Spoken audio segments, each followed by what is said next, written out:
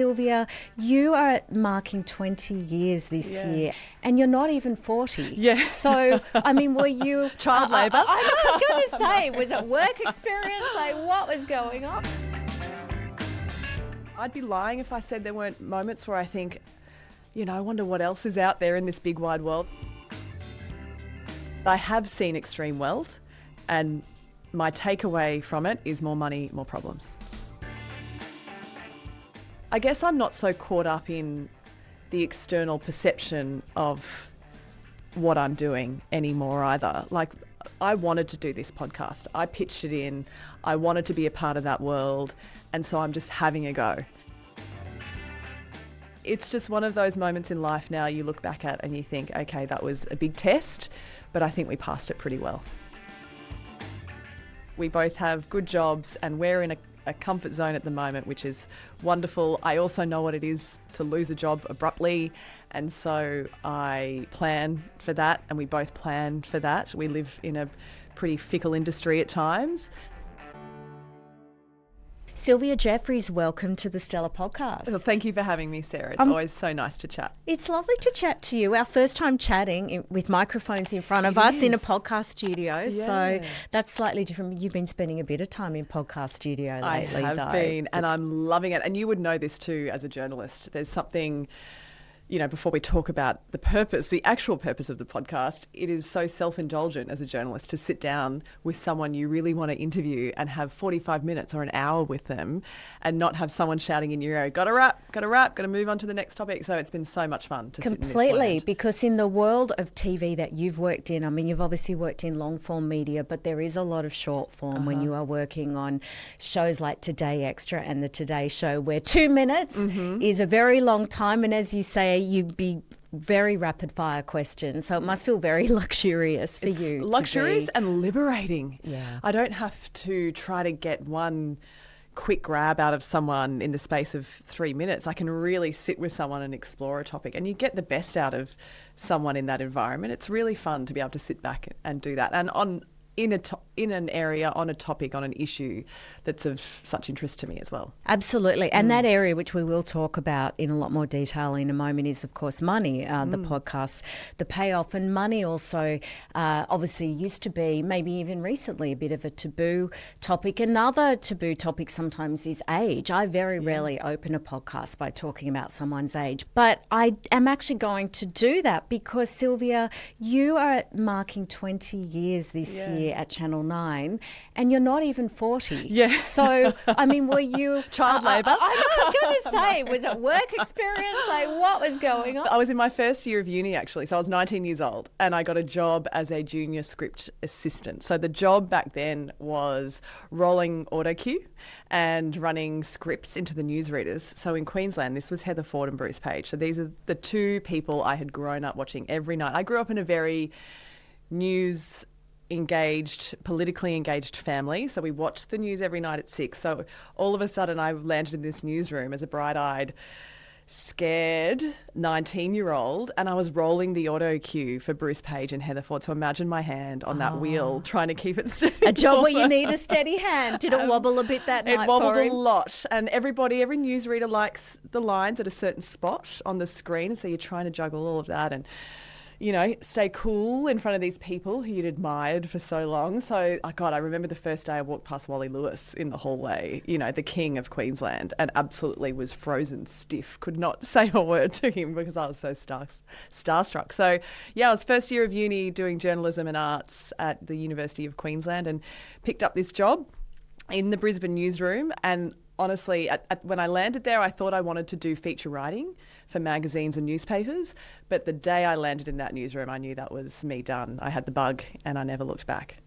And isn't it great to think about that day with the rolling auto cue, and then not really too long after that, you would be as a newsreader on the biggest shows on TV, and people would be rolling the auto cue for you. And then we don't need that happening anymore, do we? I mean, is that anything that you foresaw when you're thinking this young woman coming and getting this job? And as you say, your aspirations at that time were really print and feature writing, that one day that you would be the person on the other side of the camera. I aspired to be on camera as a journalist.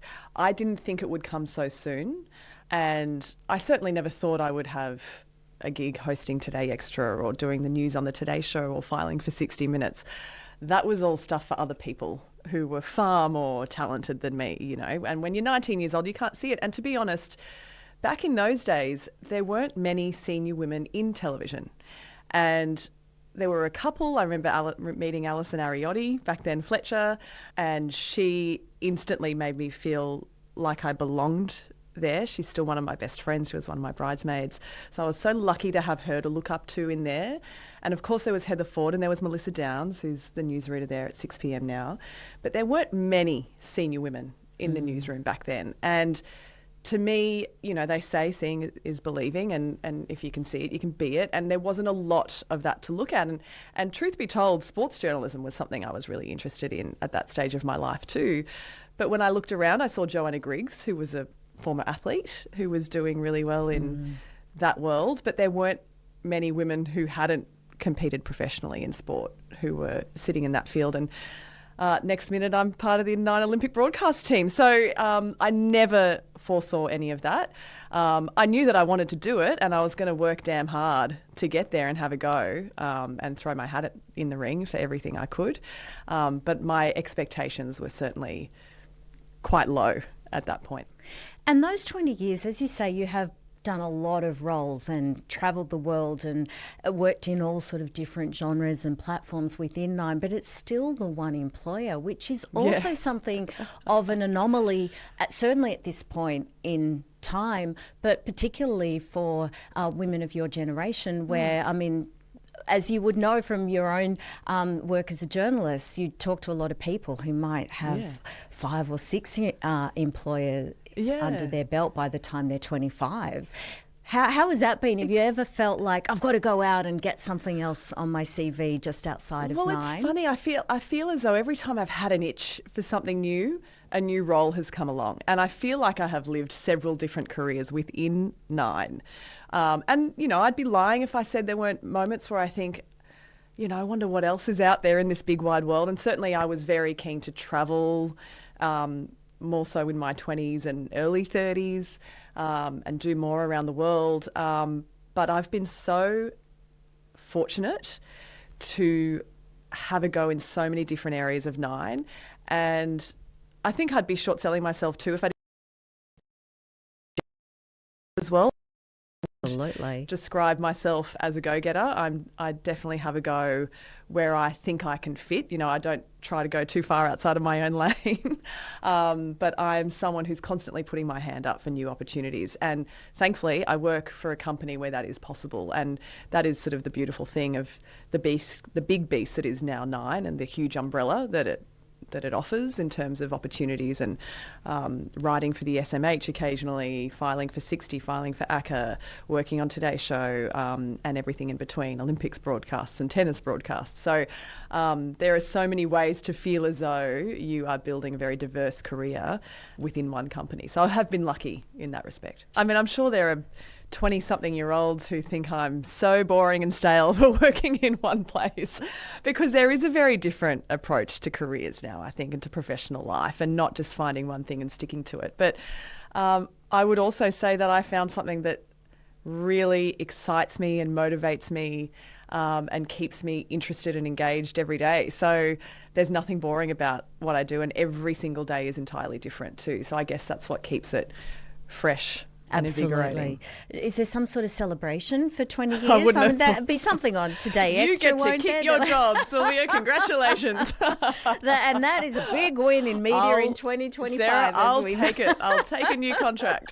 We both know. So let's talk a little bit about the podcast. It's a new podcast called The Payoff, and it's a finance podcast. Yeah. Tell me a little bit about who it's aimed at, because obviously we know money, all things finance. I mean, Sylvia, obviously the timing is perfect, because if there is a bigger hot button issue in Australia than cost of living right now. But was there a particular demographic that you had in mind? So I'm really looking here at younger Australians, Gen Z, millennials. I'm just on the cusp of the millennial bracket, so this falls into my friendship circle a bit as well. A couple of things triggered this for me. So firstly, I reckon just about every week on Today Extra, we were talking about this generational wealth gap, and how the system is structurally leaving the next generations behind. And I think it's very hard to argue against that at some point. And I know that, it's not to say that older generations didn't have it tough in their own ways, and they did, but you just have to look at, the cost of property compared to the average salary these days to see how hard it is to gain that traditional milestone of home ownership now for younger families. 80% of people living in cities, of families living in cities, have to have 2 jobs, 2 incomes to be able to support a young family. The birth rate is declining. The system isn't moving with the times, and I think there's a lot of concern about what that means in the long term for our children, for our children's children, and so on.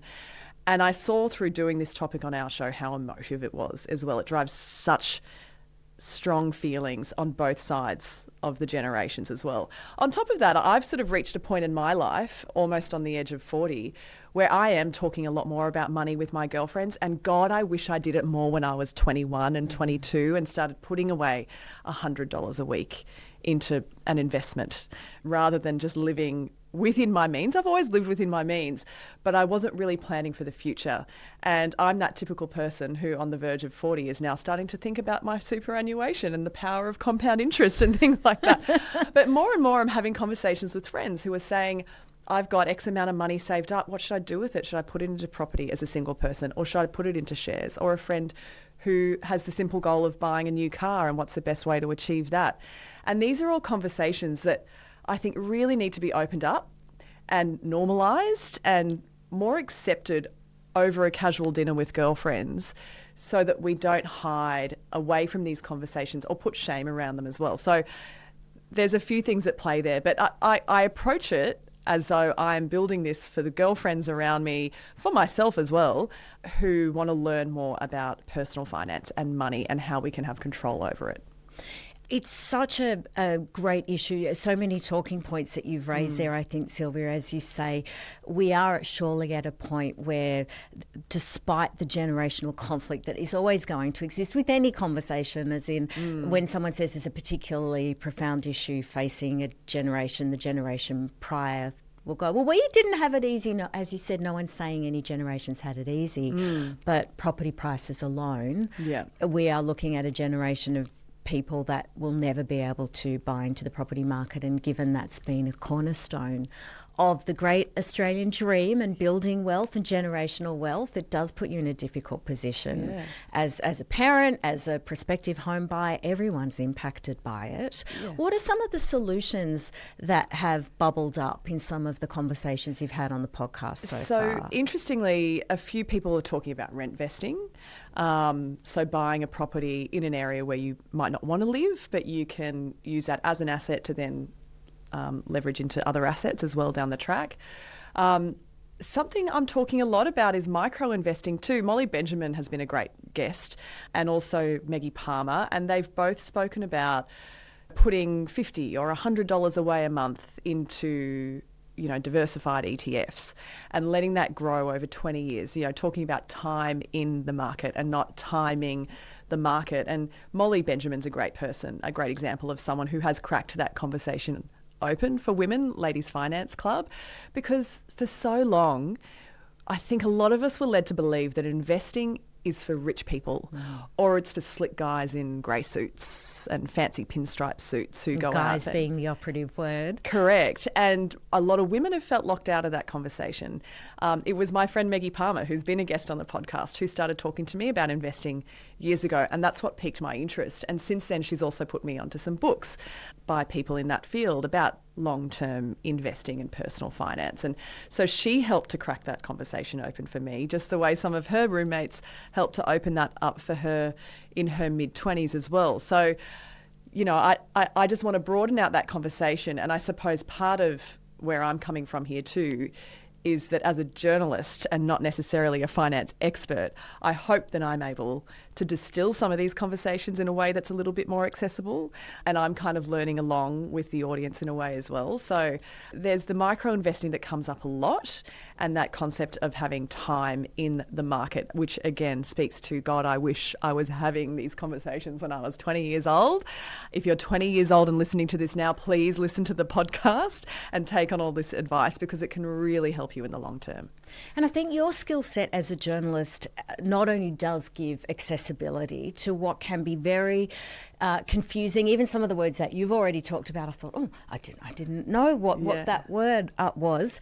To have that explained, I think, is great. But also, Sylvia, because money story, and everyone has a money story. Storytelling is actually a really underrated part of everyone's financial situation. Yep. And that for you, for instance, your mum Janine was a single mum and social worker. She raised 3 kids on a single income, worked month to month to keep your family afloat. I would love to ask you about your money story and what's shaped your relationship with finance, with that childhood and seeing that example. Well, this is something I really like to ask my guests about as well, because I think our relationship with money starts very early in life. And, you know, I would always say, I heard Bernard Fanning say this in a podcast once, that he grew up with not much luxury, no spare money. We all had enough, and we had opportunity, and we had love and support and everything. So we didn't have a lot of luxury, but we had a very rich childhood. I had a very rich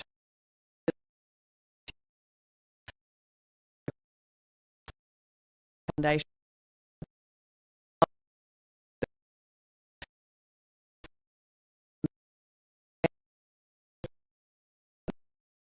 But I could not be closer to the two of them, and a really loving and supported extended family as well. So to me, that's a rich childhood. But I suppose in terms of money, it was making ends meet. It was meeting the bills. It was keeping the roof over our head. It was keeping food on the table, having enough to ensure that we could pursue the opportunities we wanted to pursue. And Mum never let us go without on that front. I played every sport I wanted to play. I had all the uniforms. I had secondhand blazers and secondhand hats at school, but I had everything I needed to participate in whatever I wanted to participate in and have a go at. So I suppose some really early lessons in prioritising with money and never spending beyond your means either. Mum never spent beyond her means, and to my knowledge, never had a credit card. We had a mortgage on the house, but, you know, I'm so happy to say that at this stage in her life, that's, you know, gone, and she can live in a happy retirement now. But she was so careful too in terms of her planning for retirement. I hope she doesn't mind me talking about this. I'm not going to give any numbers or specifics on it. But I have strong memories of her having conversations with financial planners and using government services as well, and finding access to that as a social worker. She knew everything that was available to her. To ensure that her superannuation plan was on track and that she was setting herself up for a happy retirement. And I don't know if she was doing that deliberately, having those conversations around me, or if it was just instinct to her, but exposing me to those conversations, I think, really helped me to start thinking early about the long term and about the future. And I also saw a woman who was entirely independent. And that was never an option for me. You know, they say a man is not a plan. That was never an option. And I am naturally a very ambitious person, but I was always determined to have my own financial independence. I love also the fact that now that you're starting to be interested in super, that's something that you can have a chat to your mum about. You and I both know as journalists that the fastest growing demographic of homeless people in Australia is women over 55. Speaking to women from Gen Z and millennials on the podcast and talking to that demographic, do you think that message, or what is your observation generally of women and their relationship with finance? As you say, there's things you'd like to say to 21-year-old you for the 21-year-olds in Australia that are establishing their own relationship with money. What sort of condition do you think it's in? I have different ideas on this. I do genuinely believe that a great deal of that generation are far more financially engaged than I was in early 20s, for example. And I think they're forced to be, because look at the world around them. It's hard. I mean, the cost of living is insane. The traditional milestones of someone's life are either being pushed back drastically or not even dreamed about anymore. You know, home ownership, starting a family, all of those things. So I think that there is a high level of engagement with personal finance, and I don't think they're as afraid to talk about these things as you or I will. They're talking about everything. by the way. Like nothing is true, isn't it? taboo Yes, anymore, which yeah. I'm all here for. I think it's fantastic. They talk about everything. However, speaking to some of the experts on my podcast, things like Afterpay are an indicator that there is still a heavy use of financing. So that would suggest that there is still a large portion of that demographic spending beyond their means. But, you know, you're in your early 20s, somehow you've got to get to Europe for that vacay, don't you? So Absolutely. I don't know. I feel very optimistic about the level of engagement in that generation, I think, on the whole. I do hear things like that, but on the whole, I feel very optimistic that they're much more engaged and much less afraid of those conversations than we were. Obviously, from an economic perspective globally, the gap between the haves and the have-nots is growing. With your money story and then when you started earning money yourself, working in this industry, like me, you've interviewed people, internationally famous people. I mean, you've seen wealth at an extreme level, as have I, as has anyone working in this industry.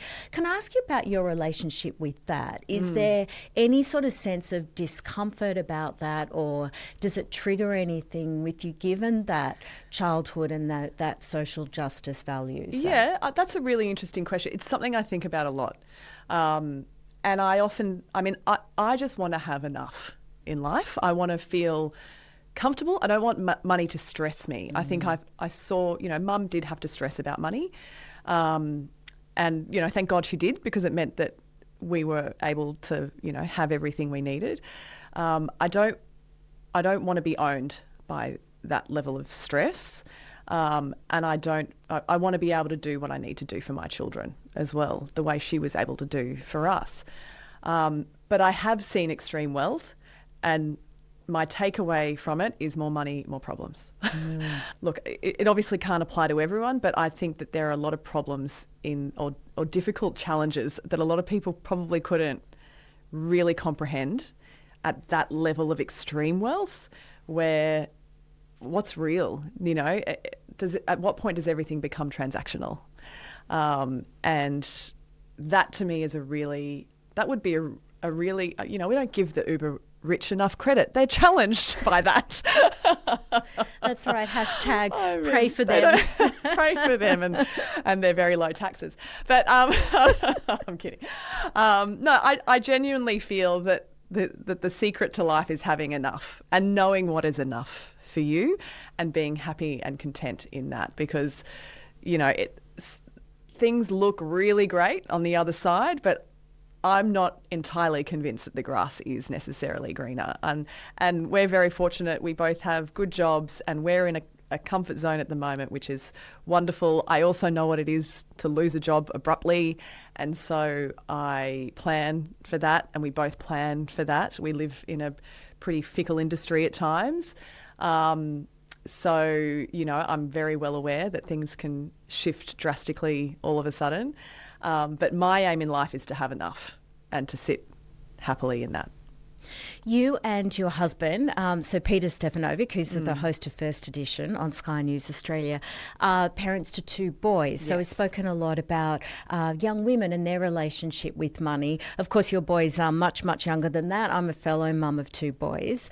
How are you and Pete planning to have those conversations with money as a family and raising two young men? We've already set them up with their own investment accounts. So it's like the modern day version of the Dolomite account, the Commonwealth account. It is true. So they don't know about it yet, but every time they get cash or something from a relative, we put it in there, and we just put a very small amount in there every month, very small.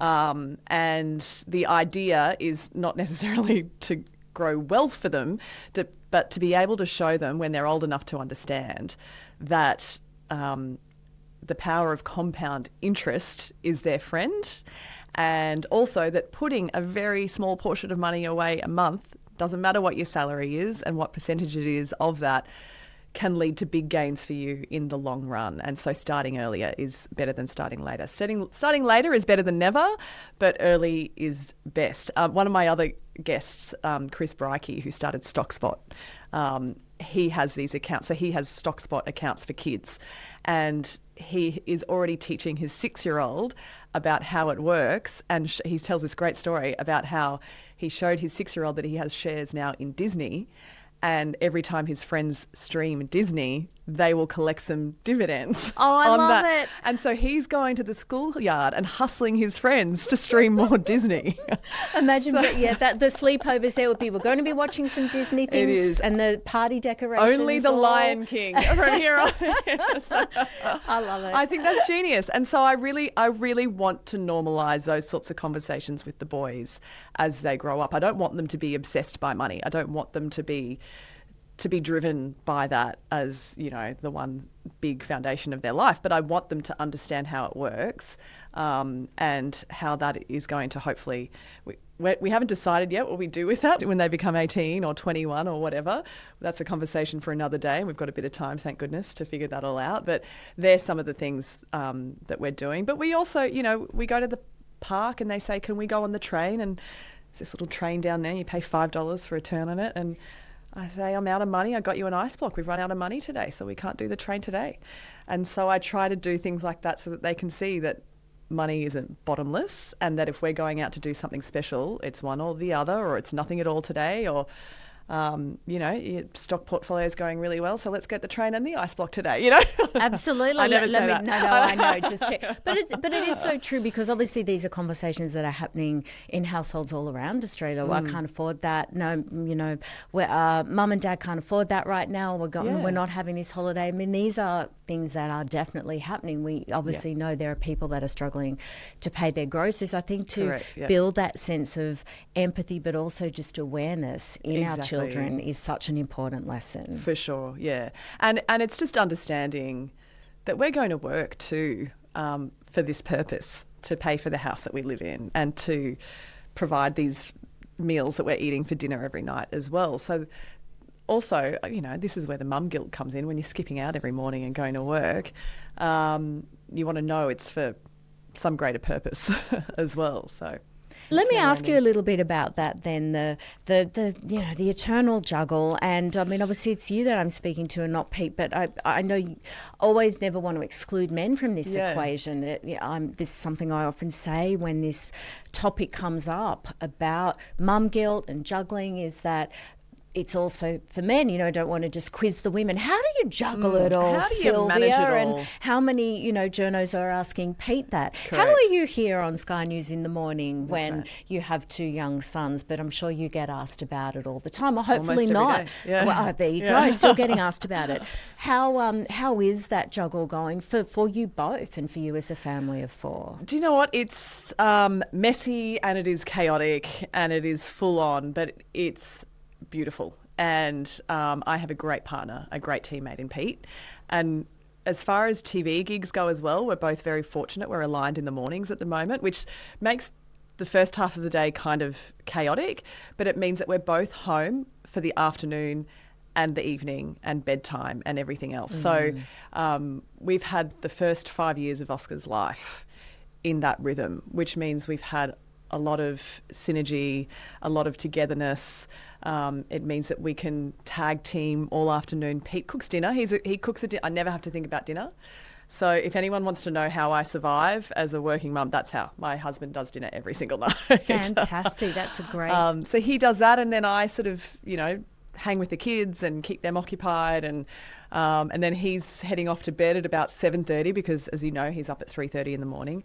So I finish off bedtime, but we do a bit of that together. So it's actually really nice. We get a lot of time together. For 2 full-time working parents, we've got a really good groove where we actually get a lot of time with the kids. And that end of the day too, where you really need to debrief with them on the day and settle in with them. So it's nice. It's crazy, but it's wonderful, and I wouldn't have it any other way. Because obviously, as you say, that's been Oscar's whole life to have that rhythm. There would have been times when you were literally at completely opposite ends of the day, right, yeah. and you're getting up a little bit later now. But of course, you had several years of that 3 a.m. alarm or whatever time, what exact minute you had it to, so you could get every second of blessed sleep.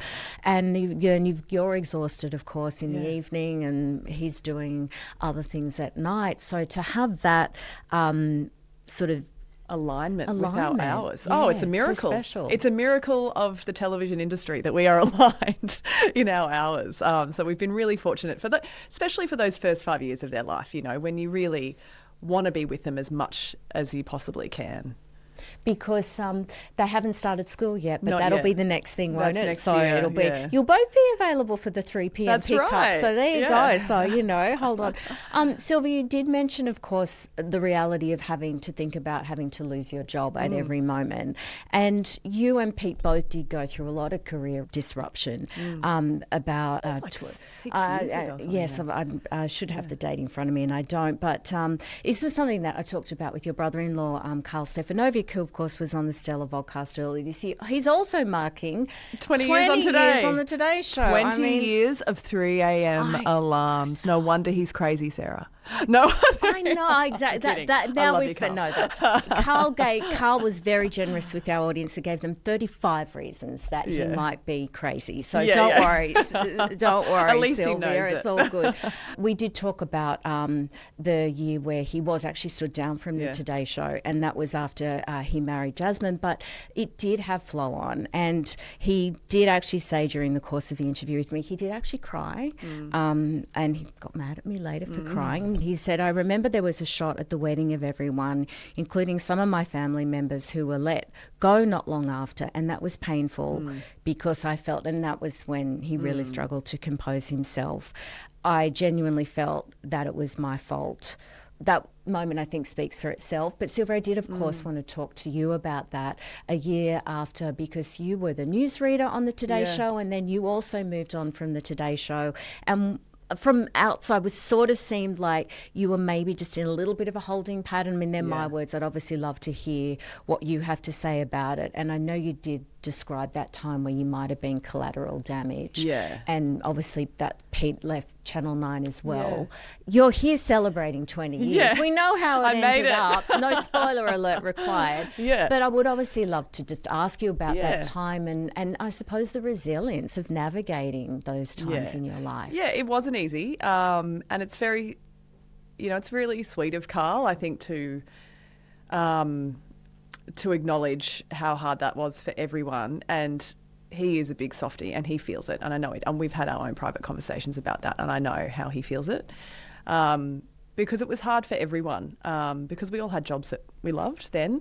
But there were many forces at play. And this is the gig we exist in. It's public, and sometimes that means that there are some really weird forces at play when it comes to decisions around what we do and where we are and who we work with and the rest of it. So, look, it was really challenging, but we look at silver linings, and this is how I survive things. I always look for the silver lining.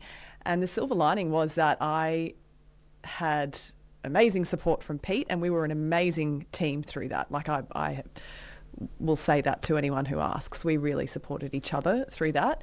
But just our extended families as well. They wrapped around us, and we all were reminded of how fortunate we are to have great people in our lives. And that's when that safe harbour in life really comes into play. And they did. They gave us a safe harbour. And I don't mean to blow it out of proportion because, I don't like to ever think that the things I face are exceptional. I don't have exceptional troubles in my life. I am healthy. I am well. I am loved. All of that. But it's a very weird thing to be kind of under the microscope at a time like that in your life, and very hard to describe the intensity of that. I was also trying to have a baby back then and it wasn't working. So that was kind of compounding those emotions as well. So there was a lot going on for us. But look, I ended up having an awesome year at A Current Affair. I also happened to fall pregnant in that year, and then I had my beautiful Oscar. And it's just one of those moments in life now you look back at and you think, okay, that was a big test, but I think we passed it pretty well. Absolutely, because now you're there in the afternoons together, paying $5 to go on the train down at the park, and there's a beautiful balance. Yeah. You mentioned the word ambition earlier, which is one of my favourite words, especially I think to hear women say it, because it was so long seen as a negative. Correct. And I'd love to ask about how that ambition is manifesting in your career now, because obviously we've talked about the different multimedia aspects with the podcast, for instance, which was obviously back when you were rolling the auto cue. That's right. 20 years ago, I mean, podcasts didn't even really exist then. No. And of course now that's a huge platform. Obviously we're speaking here via a podcast. There was a time, I imagine, where, as you say, you thought, oh, I'd like to be a sports person, a sports presenter. Well, maybe you do want to be a sports person, but a sports presenter. And as you say, then you were part of the Olympics coverage. Is there still that big job that you have particular aspirations for? It's funny because I think my idea of the big job has shifted drastically, because life throws so many different curveballs at you and your circumstances change so drastically that you never know what's going to really be the right fit for you at the right time. There was a reluctance I guess I wanted to stay on at the Today Show when they took me off there. And so going to a current affair wasn't on my kind of to-do list at that stage. It ended up being one of the most enjoyable years of my career so far. I learnt so much in that office and I had such a blast doing it. And I got to sink my teeth into longer form stories. I had great support from Fiona Deere, who was the boss of A Current Affair at that stage, to really find my own niche in that office. And that was a really great learning experience for me. So I always tell people when they ask, what's your advice for a career? It's don't set your goal in one place and don't expect it to be linear either. Be open to different opportunities, because you never know what you're going to get out of a different role or a different experience. And I'm not so caught up in the external perception of what I'm doing anymore either. Like, I wanted to do this podcast. I pitched it in. I wanted to be a part of that world. And so I'm just having a go. And thankfully getting a really great response while I'm doing it, which is really encouraging. But I want to do the things that make me tick. And I am a voracious consumer of podcasts at this stage in my life. And so I want to be a part of that world. And I can see where it's heading. We live in a really fractured media landscape now. And I think you've got to be willing to move and adapt and change with the times. And so this is where my ambition manifests. It's in trying to keep up with this landscape that is changing and to be a part of what is new. And also, it's exciting to engage with an audience on a new level. You would know this on a podcast. It's really intimate, and the engagement is really fierce as well, and personal as well, which I'm really enjoying. So I suppose it's kind of just manifesting in this have a go and try something new kind of state. This is the era that I'm in, have a go era. I love it. And try something era. new. Yeah. And so everything you've said is so true about the fractured nature.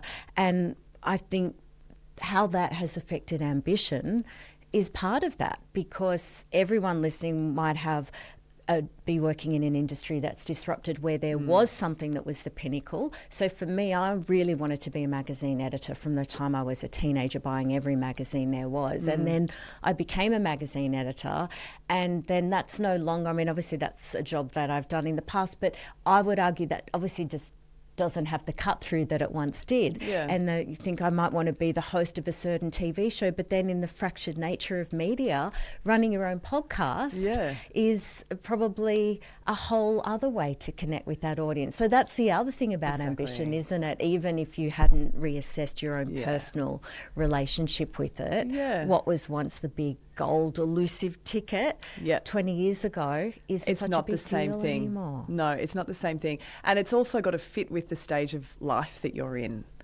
as well. And I have to be realistic around what I can do with 2 young children as well, and what I have the bandwidth for, and also what's best for them. Because, I want to be a good mum more than I want to be anything else in the world. And so I'm navigating this this kind of tug of war constantly of still being really ambitious and loving my job and wanting to find new ways to do it as well, but also putting them first and their needs first. So, I mean, if anyone has the answer to to finding please phone in. Please phone us email immediately. me or Sylvia, But, and we will share it on our respective podcasts. Having a go. I really want the answer to that. Before we finish up, I'd love to ask you about another issue that I think is close to your heart, which is about women in media. And, you know, it sounds a bit trite to say women supporting other women, because it can sound a little bit like something that they put on a little, you know, pink cookie on International Women's Day. But actually, it is obviously a really important part of supporting one another, and especially I think when the narrative, which is something that comes up a lot on this podcast, is still in all professions where women are being pitted against one another. You know, everyone that I've spoken to, from Miranda Kerr to Danny Minogue, has got experiences of, and they go, oh my gosh, like, of course, it's not like I get along with every single woman. Of course not. When it's not, you know, utopia. Of course. Men argue and disagree all the time. Yeah. But this notion, and you have never been interested in that. I know that's something you and I've talked about over the years. You've got friendships across the aisle, if that even exists anymore, you know, like with people like Edwina Bartholomew. Of course, let me ask you a little bit about that. And do you think that perception is getting better? I remember once there was some crazy article on the Daily Mail. You said to me, the only way to settle this is, you know, like in the you know, ring or something. Yes. You know, it's just that whole sort of cat fight notion. It we is. were joking, obviously. Well, I mean, we only, it was just on the news yesterday, a female Liberal was saying that she gives Susan Lee one day in the top job. And it was said jokingly and maybe with regret as well, I'm not sure, but you don't have to look far to find women undermining women. And I would love all women to support women, but I think we're probably being too optimistic to expect it, right? Like, is that really a realistic thing? Because you can't just say all women will support all women. We're all human beings ultimately, and every human being will have certain qualities and traits, and we know what that brings. But I have been the beneficiary of women who have supported women, and I came up at a time where there are so many great women around me, and I've been so fortunate to have that experience. And most of them are among my closest friends as well, women in the media. And I've got friends at Channel 7, and I've got friends at Channel 10, I've got friends at the ABC, right across the media landscape. And honestly, they are a great tool for survival as well, because, you know, we're all able to confide in one another. They understand some of the unique experiences that we go through. There have been times when I've been undermined by other women. It's not something I'm going to engage in back, but that's just the reality of the world that we live in. But on the whole, I've had a really positive experience with the women that I've come up through the ranks with in media, and I am grateful for them every single day. It's so interesting what you say going on with the Liberal Party, because I also saw this narrative, as I'm sure you did, that, oh, Julie Bishop must be so jealous. And I think Julie Bishop is happy to be far away from this mess. 100%. And also, who's to say also Julie Bishop was agitating for a really long time for better representation of women in the Liberal Party and agitating for a leader. And yes, of course, it should have been her. I mean, I think it should have been her way back when. And of course, she's entitled to think that it should have been her because it should have been. But why that's just nonsensical. I know. Do we think that Hillary Clinton's running around saying no one can ever be the first female president of the United States because it wasn't me? It wasn't me, so no one can have it. It's just this still very linear narrative of the way that we, you know, depict women, I think. Yeah. Lisa Wilkinson recently spoke at a book festival, and she was asked by a member of the audience about why women fail to support other women in media, and she said, I would love to know.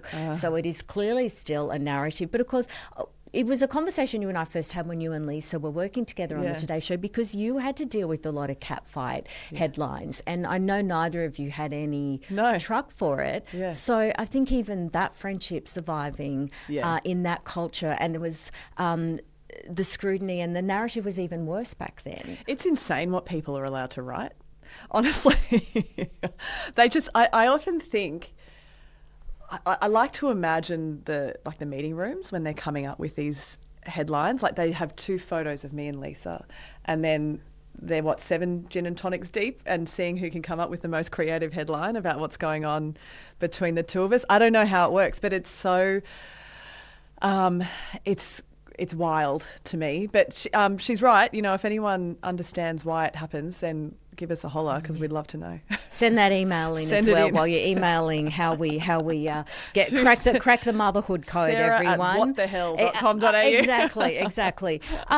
Sylvia, finish up by asking, you're going to be 40 next year. I Yes. open by talking about your age. We'll finish by talking about, again, to have achieved so much. I mean, that sounds incredibly patronising, but it is true. I mean, it's an incredible body of work, and across so many platforms at 40. As we said, who even knows what the future holds for the media?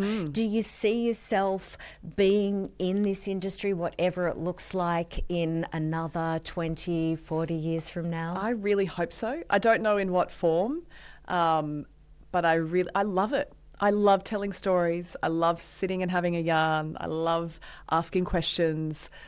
I love telly. Like, I grew up on telly. I watched so much Australian television growing up, and a lot of comedy, Full Frontal, Fast Forward. I love Australian entertainment, but I'm a news girl at heart, and I have been for as long as I can remember, and I want to be a part of that in some way. I don't know what it looks like, but if they'll have me and they'll keep me, then I will stick around. Well, I'm glad to hear it. And you can hear Sylvia on The Payoff with Sylvia Jeffreys on Spotify, Apple, 9 Now, wherever you get your podcasts. And speaking of podcasts, Sylvia, thank you so much for joining me today. Thank you, on Sarah. Something It's always to Talk lovely to About. chat. Lovely Appreciate to chat it. to you as well.